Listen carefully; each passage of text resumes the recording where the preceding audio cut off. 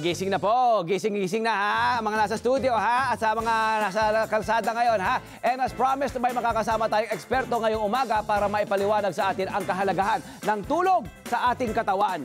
Walang iba kundi ang Pinay Sleep MD natin, si Dr. Deborah Bernardo. Good morning po! Good morning, ma'am! Morning! Please sit down, ma'am. Please sit down. Hello po, ma'am. Gandang umaga po. Please sit down. Thank you. Ayan, ma'am. Bati naman po tayo sa ating mga kababayan. Hello, magandang umaga ho sa inyong lahat. Sana na katulog kayo maigi kagabi para maganda ang gising ninyo ngayong umaga. At ang umaga. ating usapan ngayon, ma'am, upo po tayo, ma'am. Ayan, please sit down. Ayan. Okay, si Doc Debbie ay miyembro ng Society of Behavioral Sleep Medicine at American Academy of Sleep Medicine. Siya rin ay currently head ng section of neurology sa East Avenue Medical Center at 29 years na po siyang nasa serbisyo bilang neurologist at sleep specialist. Doc, hindi na natin patatagalin pa. Ang una nating katanungan, ang tulog. Gaano po ito ka-importante? Alam natin importante, pero gaano po ka-importante? Napaka-importante talaga ang tulog, no? It's considered a pillar of health, katulad ng nutrition, ng pagkain natin, at saka ng physical activity or exercise. May kinalaman po ba ito sa ating like buong wellness, diba? Overall wellness, yung ating memory po ba, learning, brain function, ayan po. Ang tulog o sleep ay ang main purpose is for rest and recovery, rest and repair at saka memory consolidation, no?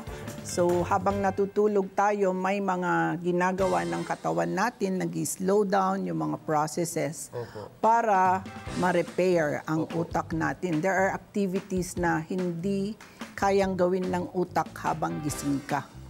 So lahat magre-repair kasi lahat ng parte ng katawan natin, pati yung mga hormones na lumalabas para ma-repair at gigising ka ulit ng maayos kinaumagahan. Importante po talaga ito. Ano po?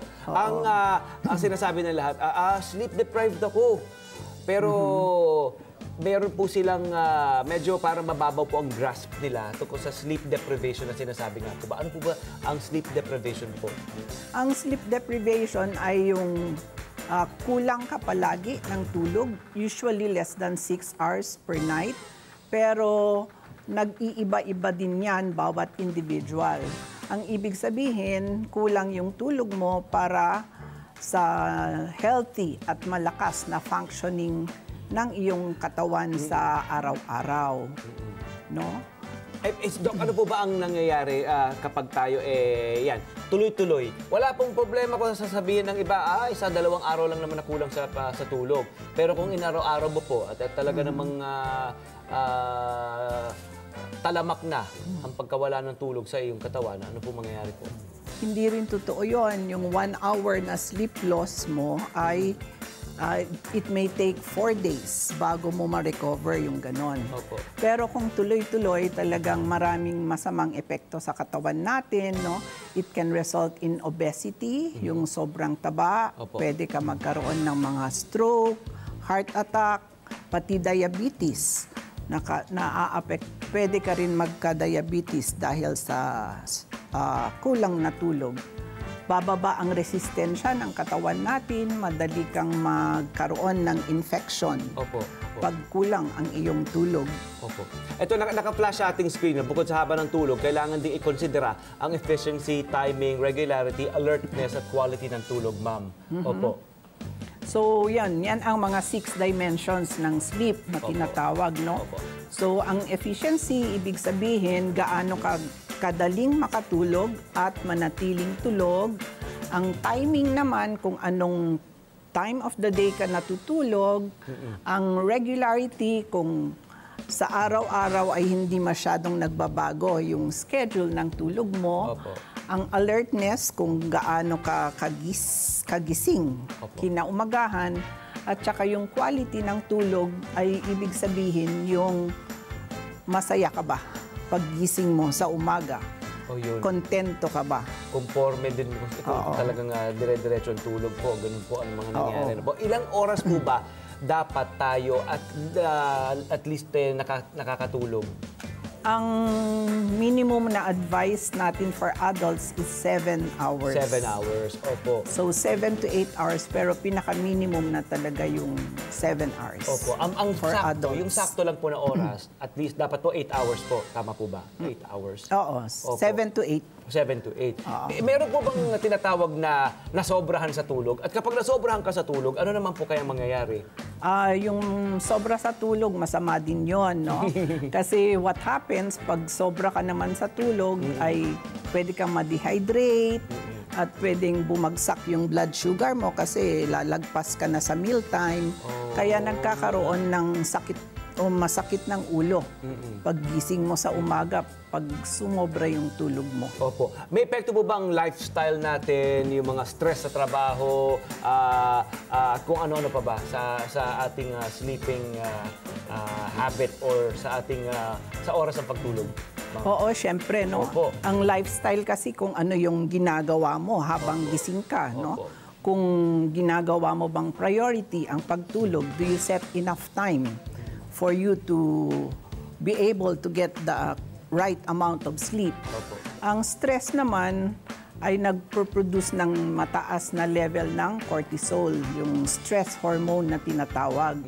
So, pag ang mataas ang cortisol mo, parang all organs of your body are in overdrive, no?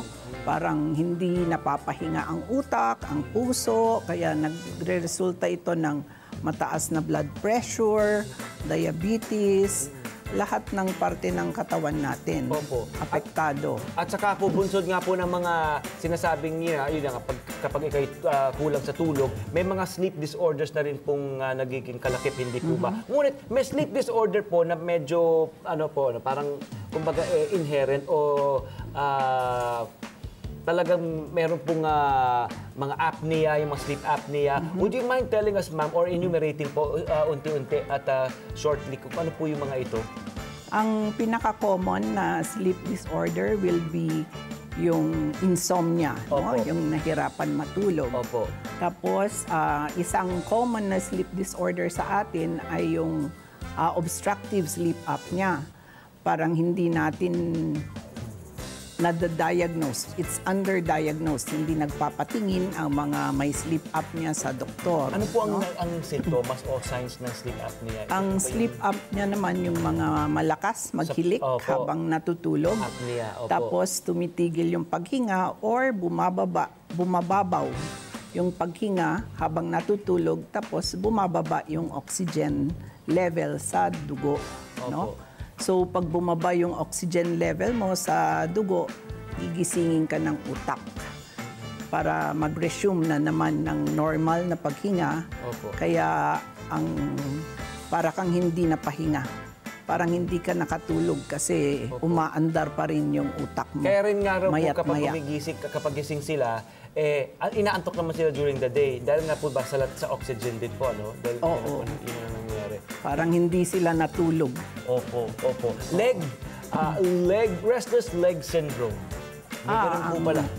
Oo, ang restless leg syndrome naman, may mga taong nahirapan matulog dahil sa discomfort sa legs, no? Iba-iba yung description. Yung iba makati, mahapdi, ganon na gusto nila minamasahe at nare-relieve pag maglalakad ka. Maraming iba-ibang dahilan yun. Ano po kaya mga dahilan noon? Ang karamihan, yung mababa yung iron stores sa brain, yung tinatawag na ferritin. So, tinetest natin yon at kung mababa, binibigyan ng iron supplements. Okay, kaya po restless ang pakiramdam sa legs po. Opo. Parang napagkakamalan nga yun na insomnia kasi hindi sila makatulog. Yung pala meron silang nararamdaman sa legs. Opo. No? Para po bang psychosomatic po ba ito? Parang halimbawa, hindi rin po, ano? Yung makate, merong nangangawit, gano'n po ba yung pakiramdam? Yun, parang nangangawit, makati, mahapdi. Basta gusto nila mawawala yung mga ganong pakiramdam pag ginagalaw Nagagamot naman nila. po ba yun? Nare-relieve naman Yun, po ba yun nga, kung mababa yung iron, bibigyan ka ng Iron. iron.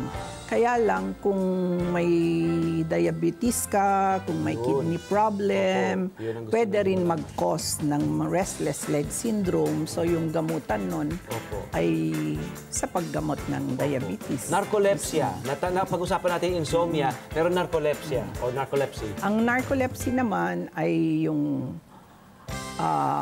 it's an autoimmune problem. Nasisira yung parte ng utak natin na gumagawa ng orexin, which Opo. is the neurotransmitter that helps us to stay awake. Ganon. So kung wala kang orexin sa utak or kulang ka sa orexin, antuking ka. Or minsan nagkakaroon sila ng sleep attack. Kahit kausap mo, biglang tulog na lang siya. Ganon. Oo. May mga kaibigan din po ako at mga kamag-anak, ito naman po, insomniac daw sila. At ito po ba yung nadadiagnose? Paano po yung nadadiagnose? O paano natin madidecipher kung ito po ba ay insomnia o simpleng restlessness lang or marami ka lang iniisip sa gabi? Ang insomnia, yan talaga ang most common sleep disorder sa buong mundo, no? Parang 30% will have the manifestations of insomnia. Pero, so insomnia is either nahirapan ka matulog, mababaw ang tulog, or masyadong maagang gumising with daytime manifestations. Kailangan may naramdaman ka kasi meron din mga maiksi matulog na walang nararamdaman kasi parang genetically short sleeper sila. So dapat may daytime manifestations na tinatawag katulad ng masakit ang ulo, nahihilo, irritable, yung mga ganon. Doc, ito po, advisable po bang pag-inom ng sleeping pills o yung mga sinasabing melatonin, yung mga nabibili over the counter? Ano May po bang mga dulot nito sa katawan kailangan mabigyan ng sleeping pills, no? Katulad ng kung may acute stress ka or may ine-expect kang ma-stressful na event. So pwede kang mapainom yung mga jet lag, yung mga shift work. Opo. Minsan kailangan din nila. Unfortunately, meron din yung mga chronic insomnia na kailangan din ng sleeping pills. Opo. Ang melatonin, Oh, yan. gusto ko lang sabihin kasi it's very commonly advertised. Saka po, no? over the counter, anytime. Oo nga. Pwede na mabili. It's O, safe more po ba yun? for circadian disorders, especially jet lag, for example, no? Kasi pag jet lag ka, andito yung katawan mo, nasa ibang bansa pa yung utak mo. So gagamitin mo yung melatonin para i-synchronize yung body clock mo dito sa Pilipinas. Okay, Ganon. Doc, over the counter nabibili po ang melatonin, pero is that advisable or would you suggest na dumiretso po sa mga doktor na katulad niyo po? As a sleep specialist, hindi namin masyado ginagamit ang melatonin. No? Kasi may specific lang na mga Yun lang nabanggit ko problema po. na Na-address. kung saan sila ginagamit. Opo, no? opo. Okay. So, and it cannot be used the long term. No? Opo. At saka yung parang casual lang, no? Na iinumin nyo lang. Okay, noted po yun, Doc. May mga katanungan po ang ating mga kababayan tungkol sa kanilang pagtulog. Ayan, ito po ang unang katanungan. Ayan.